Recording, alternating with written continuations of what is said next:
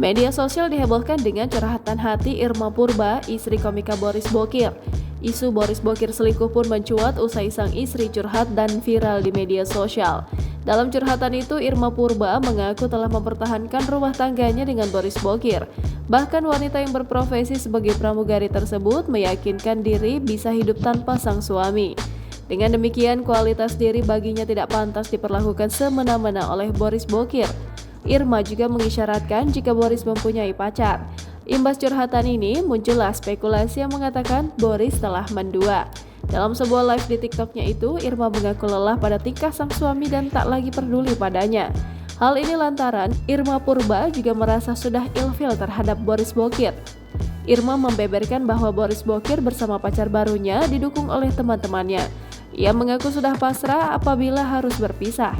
Kendati lelah dengan pernikahannya, Irma masih menjalin hubungan baik dengan keluarga Boris Bokir. Di sisi lain, pada story Instagram istri Boris belakangan kembali menyita perhatian netizen. Pasalnya, Irma memberikan jawaban tak pasti terkait status pernikahannya saat ini. Awalnya istri Boris membuka sesi Q&A lewat akun Instagramnya.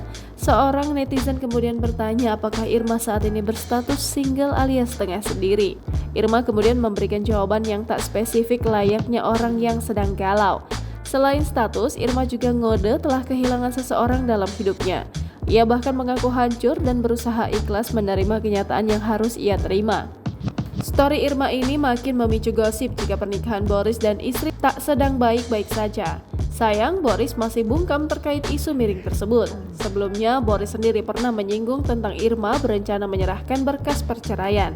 Aku rasa juga kalian kayak gini loh, mungkin dia punya kebahagiaannya sendiri, mungkin dia nggak bahagia sama aku gitu loh. Jadi hargain aja apa pendapatnya. Ya nggak sih, nggak usah dihujat, nggak usah dibenci, hargain aja pendapat masing-masing. Ya memang begitu yang bikin dia bahagia, ya udah, ngapain yang kita paksain sama kita kan.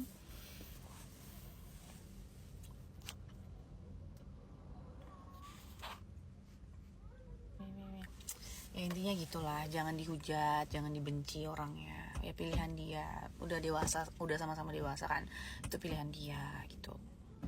Dan sampai saat ini pun aku nggak benci, aku tetap sayang dia sebagai bapaknya Salom.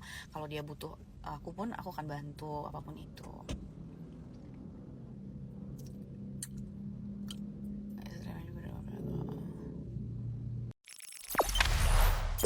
Jangan lupa subscribe, share, komen, dan like ya.